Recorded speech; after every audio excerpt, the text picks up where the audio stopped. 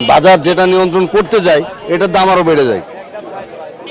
নিয়ন্ত্রণ বলে কি, এটা আমার মনে হয় না যে নিয়ন্ত্রণ কিছু আছে, যার যেমন ইচ্ছা আছে তেমন নাই।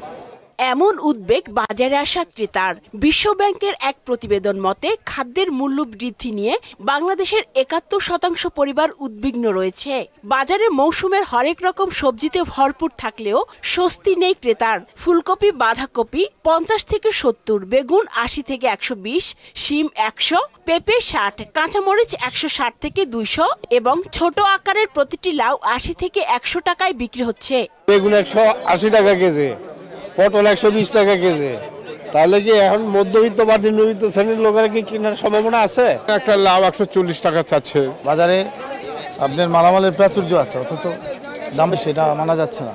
বাজারে আলুর দাম এখনো কমেনি। খুচরা পর্যায়ে কেজি প্রতি বিক্রি হচ্ছে ৭০ থেকে ৭৫ টাকায়। তবে সপ্তাহ ব্যবধানে পেঁয়াজের দাম কেজিতে ১০ থেকে ১৫ টাকা কমে দেশি পেঁয়াজ ১২০ থেকে ১৩০ টাকায় বিক্রি হচ্ছে। হাফ কেজি পেঁয়াজ নিচ্ছে ৮০ টাকা দিয়ে। মধ্য পরিবারের ফ্যামিলির লোক আমরা কয় টাকা আয় করি? যেমন আপনার নতুন আলু না আসবে সেমন আলুর দামটা এরকমই থাকবে। বিশ্বে মোট উৎপন্ন স্বাদুপানির মাছের মধ্যে ১১% উৎপাদন করে বাংলাদেশ, অথচ এর কোনো প্রভাব নেই বাজারে। ২৫০ টাকার কমে মেলে না অধিকাংশ চাষের মাছও। পাঙ্কাস তেলাপিয়া বর্তমানে বাজার একটু বেশি। নিম্নবিত্ত তো মাছ খাইতেই পারে না, খাবে কি? কারণ মাছের যেই দাম, এই দামে তো তাদের চলবে না। কেউ খাইতে পারবে, কেউ খাইতে পারবে না, এটা তো হয় না।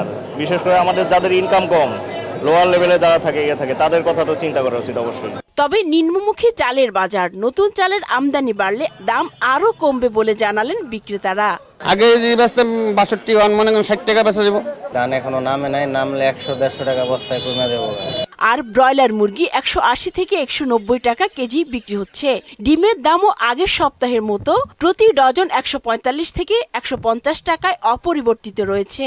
আজকে ১৮০ টাকা কেজি ব্রয়লার। আয়ের তুলনায় বাজারটা বেশি হয়ে যায়, ব্যয় বেশি হয়ে যায় বর্তমান। উষা ফেরদৌস, মোহনা সংবাদ, ঢাকা।